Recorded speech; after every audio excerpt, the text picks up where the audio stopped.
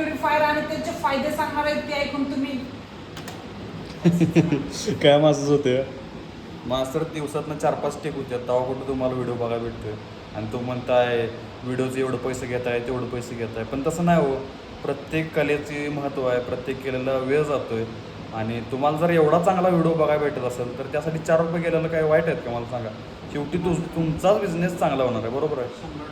त्यानंतर तुमचा रिव्ह्यू काय याबद्दल तर कसं असते सांगा काय सांगायचं नेमकं म्हणजे माणसं आपल्याला पैसे द्यायला कमी जास्त करते ती आपण म्हणजे काय. हां विषय कसा आहे माहिती आहे का, मी सुरुवातीला ॲडव्हर्टाईज करत होतो आणि फ्रीमध्ये करत होतो.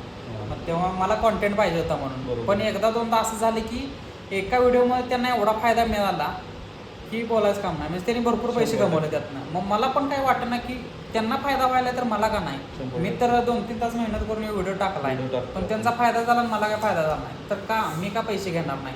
मार्केटिंगनं फायदा जर होते तर मी पैसे घेणार. 100%. एवढं सगळं आहे. त्यामुळं तुम्हाला पण बिझनेस करायचा असेल आणि कोण रील क्रिएटर बोलवताय तुम्ही तर त्यासाठी कमीत कमी त्याचा किमान फायदा होईल किंवा तुमचा फायदा होईल या उद्देशानं त्याला बोलवत जावा. उगाच रेट पाडून व्हिडिओ करा असं तर काही गरज नाही. मग तुम्ही तुमचा न बिझनेस केलेलाच बरा आहे.